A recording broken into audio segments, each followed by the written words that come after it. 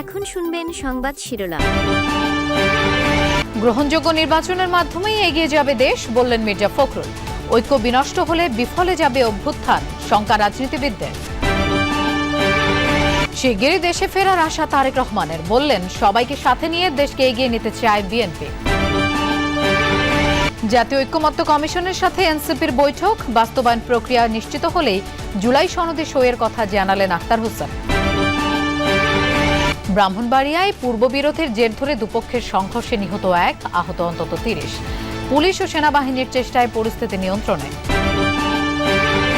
দেশের অর্থনৈতিক প্রবৃদ্ধিতে রাজধানীর অবদান 46%, জরিপ ঢাকা চেম্বারে। বাণিজ্য সম্প্রসারণে দুর্নীতি রোধ ও অবকাঠামো উন্নয়নের তাগিদ।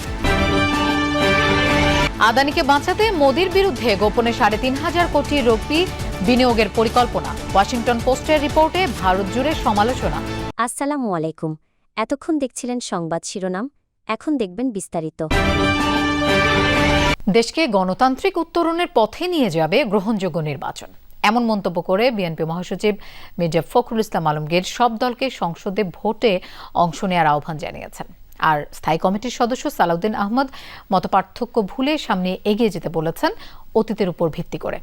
একই অনুষ্ঠানে জামায়াতের সেক্রেটারি জেনারেল নতুন বাংলাদেশ বিনির্মাণে গুরুত্ব দিতে বলেছেন, সংবাদপত্রের স্বাধীনতার উপর মুক্ত সংবাদ প্রবাহের কথা বলেছেন প্রধান উপদেষ্টার প্রেস সচিব এবং ট্রাইব্যুনালের চিফ প্রসিকিউটরও।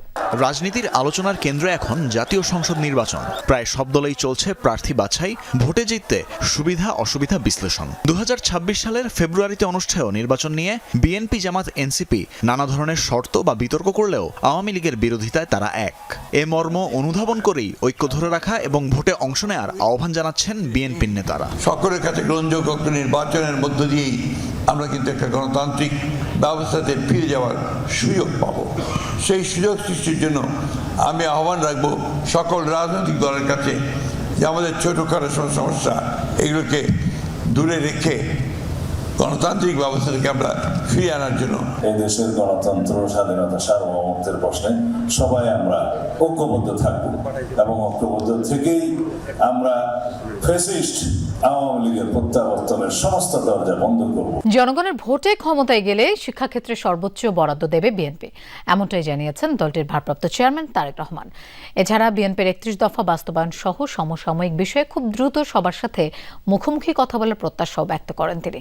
কিশোরগঞ্জের পাকুন্দিয়ায় মেধাবৃত্তির পুরস্কার বিতরণী অনুষ্ঠানে ভার্চুয়ালি যোগ দিয়ে এসব কথা বলেন তারেক রহমান। কিশোরগঞ্জের পাকুন্দিয়ায় শামসুল আলম ফাউন্ডেশনের উদ্যোগে মেধাবৃত্তির পুরস্কার বিতরণী অনুষ্ঠানের আয়োজন। দুপুর থেকেই অনুষ্ঠান স্থলে জড়ো হতে থাকে উপজেলার বিভিন্ন স্কুলের ছাত্রছাত্রীরা। অনুষ্ঠানের শেষ পর্যায়ে ভার্চুয়ালি যোগ দেন বিএনপির ভারপ্রাপ্ত চেয়ারম্যান তারেক রহমান। নিজেকে অন্যের চেয়ে দক্ষ করে তোলার যে একগ্রতা, একনিষ্ঠতা, এর কোনো কিন্তু বিকল্প নেই। এ সময় তিনি প্রতিযোগিতামূলক বিশ্বে শিক্ষার্থীদের টিকে থাকতে কারিগরি শিক্ষার প্রতি জোর দেওয়ার আহ্বান জানান। এছাড়া দেশের প্রচলিত শিক্ষা ব্যবস্থাকে সময়োপযোগী করে গড়ে তুলতে বিএনপির বিশেষজ্ঞ টিম তৈরি করেছে বলেও জানান তারেক রহমান। নিরাপদ রাষ্ট্র, নিরাপদ ক্যাম্পাস গড়তেই কিন্তু বাংলাদেশ জাতীয়তাবাদী দল বিএনপি ইতিমধ্যেই কিন্তু আমরা জনগণের সামনে 31 দফা ঘোষণা করেছি। এর অংশ হিসাবেই কিন্তু দেশের প্রচলিত শিক্ষা কারিকুলামকে সময়ের সাথে তাল মিলিয়ে শিক্ষাবিদদের সমন্বয় একটা বিশেষজ্ঞ টিম আমরা তৈরি করেছি, যারা ইতিমধ্যে অনেক কাজ এগিয়ে নিয়ে গেছেন। জুলাই সনদের আইনি ভিত্তি নিশ্চিত না হওয়া পর্যন্ত লড়াই চালিয়ে যাবে জাতীয় নাগরিক পার্টি এনসিপি, এমনটাই জানিয়েছেন দলটির সদস্য সচিব আখতার হোসেন। তিনি বলেন, জুলাই সনদ বাস্তবায়ন নিশ্চিত হলেই সনদে স্বাক্ষর করবে এনসিপি। শনিবার জাতীয় ঐক্যমত্য কমিশনের সঙ্গে এক সভা শেষে এসব কথা জানান দলটির সদস্য সচিব আখতার হোসেন। তিনি বলেন, নির্বাচনী জোট দলের প্রতীক নিয়েও। সকাল 10:30টার মধ্যে জাতীয় সংসদের এলজি হলে শুরু হয় এনসিপির সঙ্গে জাতীয় ঐকমত্য কমিশনের বৈঠক। দলটির পক্ষ থেকে অনানুষ্ঠানিক বলা হলেও এই বৈঠক চলে প্রায় 3 ঘন্টা।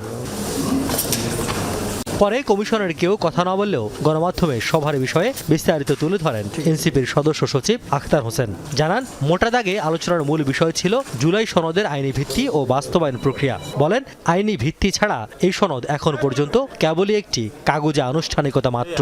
সরকার কোনো বিশেষ উপদেষ্টাদের মধ্য থেকে কারো সাথে কোনো দলের সম্পর্কের জায়গা থেকে সেই ব্যক্তিগত সম্পর্কের জায়গা থেকে তারা কোনো একটা বিষয়কে বাস্তবায়ন করতে চান, যেটাকে আমরা ইনঅ্যাপ্রোপ্রিয়েট মনে করি। এবং একই সাথে এটাও মনে হয় যদি কোনো দলের কারণে সরকার এই সংশোধনী প্রস্তাবনাগুলো থেকে সরে আসে, তাহলে আমাদের কাছে আবারও প্রতিভাত হবে যে সরকার লন্ডনে যে বৈঠক করেছিল তার ধারাবাহিকতাতেই সেভাবেই তারা ক্ষমতা হস্তান্তর প্রক্রিয়ার দিকে অগ্রসর হচ্ছে। এটা কোনোভাবেই জাতির জন্য কোনোভাবেই কোনো সুস্থ প্রক্রিয়া হতে পারে না।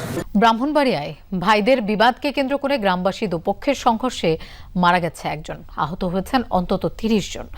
ঘণ্টা তিনেকের সংঘর্ষে বেশ কয়েকটি বাড়িঘর ভাঙচুর ও আগুন দেওয়া হয়। খবর পেয়ে পুলিশ ও সেনাবাহিনী পরিস্থিতি নিয়ন্ত্রণে আনে। এখনো থমথমে পরিবেশ বিরাজ করছে এলাকায়। বর্ম পরে রণক্ষেত্রের জন্য প্রস্তুত গ্রামবাসী। কেউ ছুটছে টেটা বল্লম, কেউ ব্যস্ত তীর নিক্ষেপের জন্য নিশানা খোঁজায়।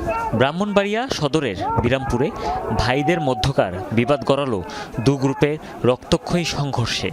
ঘটল প্রাণহানির ঘটনাও।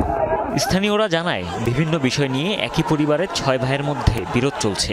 এ কারণে 2 ভাই যোগ দেয় স্থানীয় প্রভাবশালী সাচ্চু মিয়ার দলে। বাকি 4 ভাই যুক্ত হয় পশ্চিম পাড়ার সাবেক চেয়ারম্যান হারুনুর রশিদ গ্রুপে। গত রাতে তাদের শতবর্ষী মা মারা গেলে 4 ভাই দাফন সম্পন্ন করে।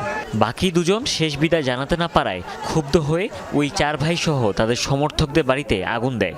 এরই জেরে দেশীয় অস্ত্র নিয়ে সংঘাতে জড়ায় দুপক্ষ।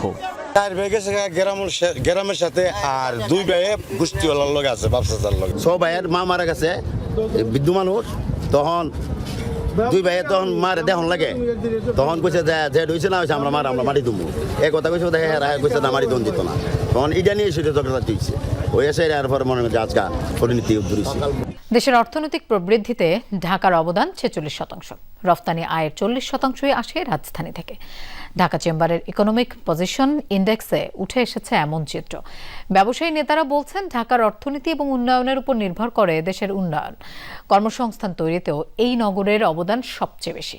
তবে দুর্নীতি রোধ এবং অবকাঠামোর উন্নয়ন ছাড়া ব্যবসা বাণিজ্যের প্রবৃদ্ধি সম্ভব নয়। অর্থনৈতিক উন্নয়ন, রপ্তানি, কর্মসংস্থান এবং মাথাপিছু আয় প্রতিটি ক্ষেত্রেই দেশের অন্য নগরের তুলনায় এগিয়ে জনবহুল শহর ঢাকা। গেল অর্থ বছরে রপ্তানি হয়েছে $4,828 কোটি পণ্য। এর মধ্যে ঢাকার অবদান 40%-এর বেশি। জিডিপির 46%ই আসে ঢাকা থেকে। ইকোনমিক পজিশন ইন্ডেক্সের তথ্য অনুযায়ী দেশের মোট কর্মসংস্থানের 40%ই হচ্ছে এ নগরীতে। এছাড়া মোট জনসংখ্যার 11%-এর বেশি বাস করে এ শহরে। এখানে মানুষের মাথাপিছু আয় $5,163, যা দেশের মানুষের গড় মাথাপিছু আয়ের প্রায় দ্বিগুণ। লো ইন্টারেস্ট রেটটাকে প্রমোট করার কথা বলা হয়েছে, আমার ইনফ্রাস্ট্রাকচারকে এনহ্যান্স করার কথা এসছে, এক্সপোর্ট ইম্পোর্ট প্রসিডিওরকে আমার সেটাকে সিম্পলিফাই করার সাথে সাথে ব্যুরোক্রেটিক প্রসেস, ব্যুরোক্রেটিক রেট টেপকে কমানোর কথা এসছে। এটি শুধুমাত্র একটি পরিসংখ্যান নির্ভর প্রতিবেদন নয়, বরং এটি একটি কার্যকর নীতি নির্ধারণ সহায়ক হাতিয়ার। গোপনে আদানি গ্রুপকে বিশেষ সুবিধা দেওয়ার অভিযোগ উঠেছে ভারতের প্রধানমন্ত্রী নরেন্দ্র মোদীর বিরুদ্ধে। প্রতিষ্ঠানটিতে 3,500 কোটি রুপির বেশি বিনিয়োগের পরিকল্পনা করে মোদী সরকার।